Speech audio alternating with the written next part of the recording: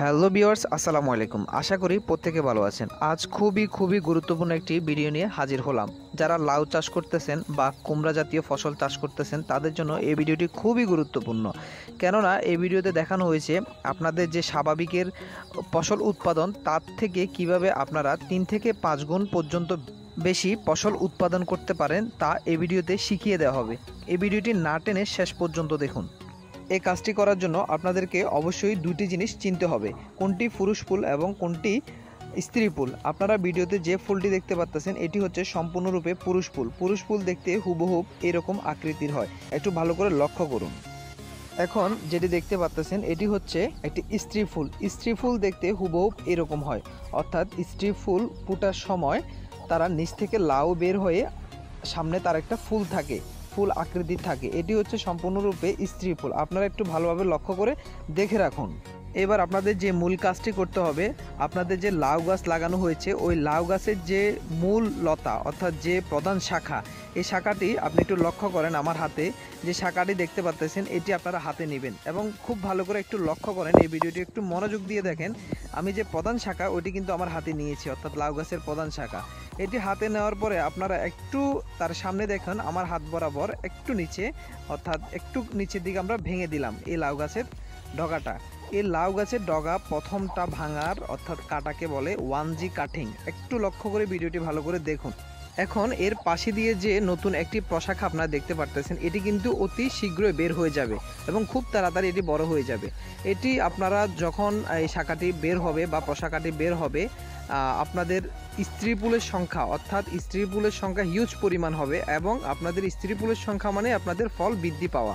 আপনাদেরকে দেখানোর জন্য আমরা 10 দিন পরে দেখুন এখানকার যে অবস্থা, অর্থাৎ আমরা যে লতাটি কাটছি এটার 15 দিন পরে দেখুন যে প্রশাখাটা আমরা কেটে দিয়েছিলাম, দেখুন আপনারা একটু, এর কিন্তু প্রত্যেকটা ডগায় ডগায় কিন্তু লাউ চলে আসছে এবং প্রত্যেকটা পলি কিন্তু স্ত্রী ফুল হিসেবে বের হয়েছে। একটু লক্ষ্য করুন। এখন এই ডগাটা যেটা বের হয়েছে এই ডগাটাকে বলা হয় 2G কাটিং। এখন আপনারা একটু চিন্তা করেন যে 2G কাঠিনের কি পরিমাণে হিউজ পরিমাণে স্ত্রী ফুল আসছে এবং স্ত্রী ফুল আসা মানে হিউজ পরিমাণে আপনাদের ফল ধরা। এখন দেখুন এই 2G কাঠিনে যদি এই পরিমাণ ফল আসে তাহলে 3G কাঠিনে অবশ্যই আরও দ্বিগুণ ফল আসবে।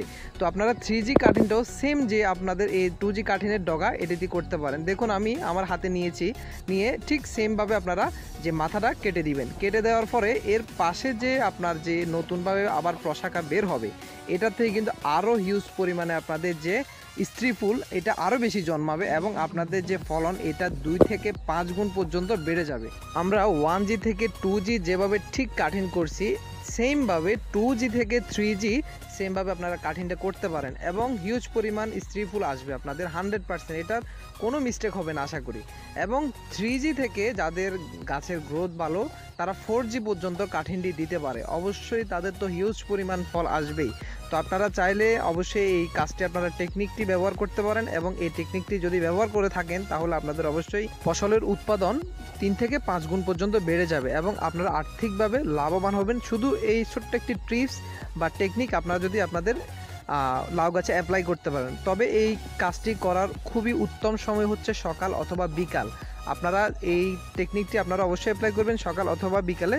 আপনারা চাইলে এটি অ্যাপ্লাই করতে পারেন এবং সেমভাবে আপনারা 4G কাঠিনও করতে পারেন এবং আপনাদের জমিতে বা আপনাদের যেখানে লাউ গাছ আপনারা লাগিয়েছেন সেখান থেকে আপনারা খুব হিউজ পরিমাণ লাউ উৎপাদন করতে পারবেন। ভিডিওটি ভালো লাগলে অবশ্যই চ্যানেলটি সাবস্ক্রাইব করবেন এবং পাশে থাকা বেল আইকনটি অন করে রাখবেন যাতে নেক্সট আপডেটটা আপনারা পেয়ে যান।